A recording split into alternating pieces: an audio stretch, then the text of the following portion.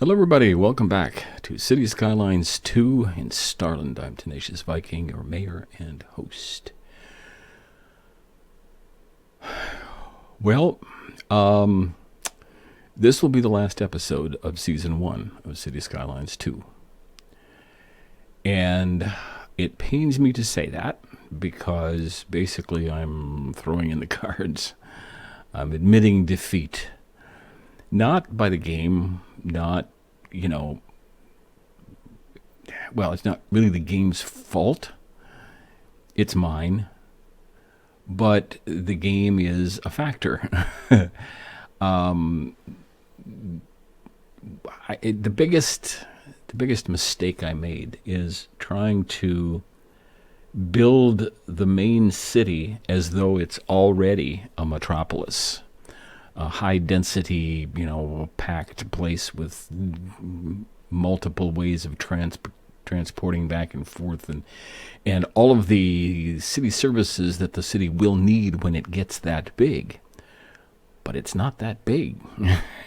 And what I should have done is built this entire area here at low density until there was significant demand for medium or high density. And in doing so, I would not have had to add so many services that are costing so much money and forcing my budget into the red constantly. And I felt really bad about making that decision. But since I made that decision, I have noticed several other YouTubers doing City Skylines 2 that have also started over again. They have different motives. Some of them wanted to develop something differently, as do I. Some of them got in trouble financially, as did I. And some just, realized that you're probably not going to be successful every time you start a city in City Skylines 2. That was one of the frustrations with City Skylines. It's not there's no clear-cut way to be successful. To create a successful metropolis city, whatever you want to do. And I guess our expectations maybe were too high. We thought maybe that we knew more than we do. Maybe we didn't remember as much as we thought we did. It's been a while since I've played City Skylines because I kind of got tired of it. But I started City Skylines 2 fresh with optimism and with a new idea to build a metro area here and to build the suburb here and maybe another suburb or two over this way. And I got ahead of myself. The other mistake I made was in not learning how to develop farms properly right away. I still haven't in this rebuild. But also resources, planning to use these resources here and here. I really don't want to do oil drilling here because I want to keep this area nice. But I think with the prevailing wind, it'll be okay to have a little bit of a tourist area here where this, the castle ruins are. Because I think eventually I'll be able to rebuild those and open a tourist area here and here like I want. I think the winds will allow me to do that, but I don't know for sure. There's a lot of farming area right here, which is a terrible place for it, right in the middle of a highway. So do I move the highway? I might have to. And there's more mining capability here. I think this would do ore mining rather nicely. But there's a lot of potential on this map. And I failed to prepare or to proceed properly to take advantage of it. That's my fault. As I look at it, I don't really like the way these streets line up or don't line up. I want them to kind of line up with the boundary lines just because. And I didn't do that here. There's a lot of things I can improve. And what I'm going to do is I'm going to start New Starland and get it to approximately this point at least And if I'm successful in building a budget and building a strong infrastructure and so on, then I will start season 2 at that point. I will not force you to sit through the early process of trying to create a viable city. You've done that. Bless your hearts for watching and for for following along and hanging in there. But I'm not going to put you through that again. Okay. What I will do is I will play this. I don't know how many times I'll have to start, but I will play this map until I get a good viable city going with a good budget and with the kind of start that I want, the kind of structure that I want. This is not it. I think industry has to be along this divided highway, and I got to figure out how to take advantage of the railroad, especially for industry, but possibly also for passengers as well. I think these beginning roads, especially this one, which will tend to go from side to side of the whole map, will have to be 6 lanes from the beginning, or at least as early as I can, so that because it's gonna have to carry that much traffic, and I build things too close to the highway to be able to adjust. Maybe that's an argument for keeping these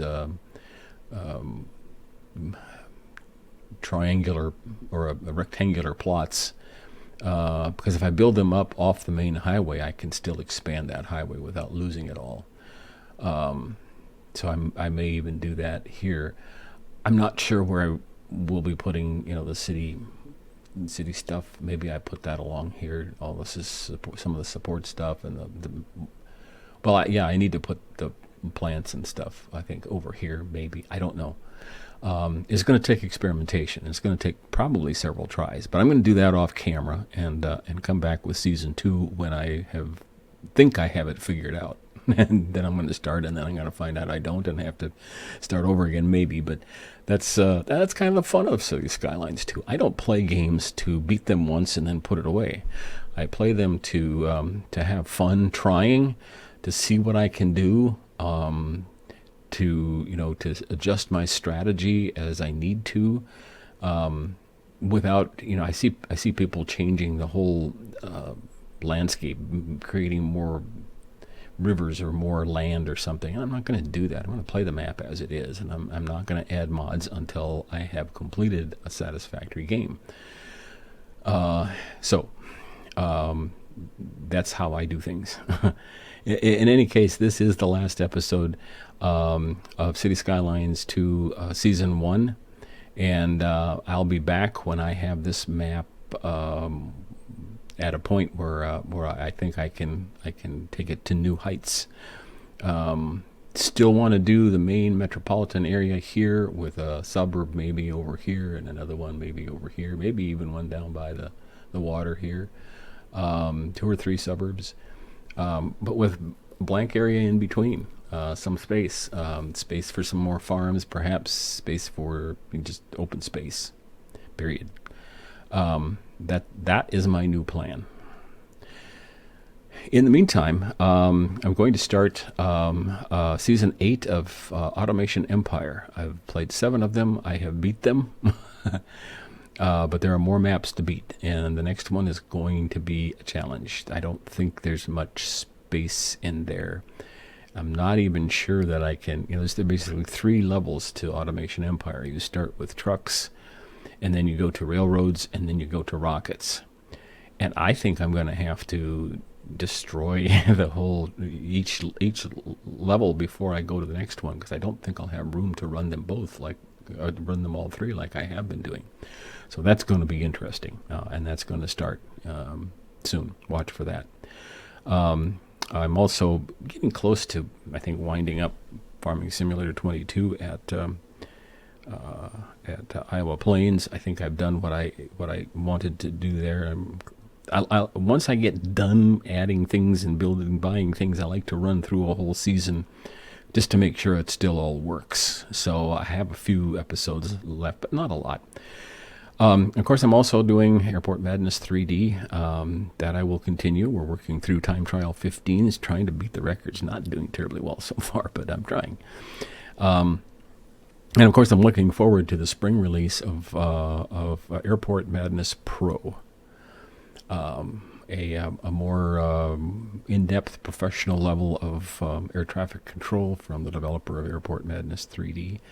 I'm a beta tester on that, so I will have early access to it and be able to show it to you, I think, first. So I'm looking forward to that as well. But if you have other ideas on what games you'd like me to play, let me know in the comments. I'd appreciate that. And I also want to take a moment to express my deep, deep gratitude to all of you for supporting this game especially, and also Farming Simulator 22, along with Airport Madness. You have propelled me past 2,000 subscribers. That's been a goal of mine for quite a while now, and I'm delighted to hit that level. I have a bigger goal in mind by about June, and I'm going to be working hard to earn your views and your subscriptions to achieve that goal as well. Your likes, subscriptions, and the comments, I don't know if you realize how helpful they are to a YouTuber, to a content creator. They drive the algorithm, and that is what has helped so much in City Skylines 2. There's a lot of interest in City Skylines 2, so when my episodes are getting some views and some likes and adding some subscriptions, that puts us on the front page for a lot of YouTube people, viewers, and that helps drive that interest even more. So it's a self-fulfilling prophecy in a way when you can trigger the algorithm in YouTube. It's kind of magical, but it's wonderful when it works well, and it's when you're toiling away and not getting there. So I like watching this intersection right here. This one has always amazed me. I don't like that particular intersection. I'm going to try to avoid that in the restart. Now look at this guy. What's he doing? See, that's an interesting. I guess he's trying to get into this lane to turn. Maybe, I don't know. But it's an interesting version of the game, and I'm having fun with it. But it's also frustrating in some ways because I'm not sure how to make it work. But I'm going to figure that out, and I'll let you in on it when I do. All right, but I won't make you suffer through it anymore. Thank you so much for watching. I really, truly appreciate your views and your subscriptions and your likes. I'm blown away by it, and I appreciate it so much. And be kind. Gosh, we need more kindness, don't we? We don't listen to each other very well. We feature our own opinion, not realizing that it's not perfect. We may be right, but we're not perfectly right. Listen to each other and care about each other. That's the important thing. Just care about each other. We're all in this together. We're all on this planet spinning around and trying our best to figure out how to do life. And we just need to give each other more grace. And the best way I can think of to remind you of that is to simply say, be kind. Let's get together again.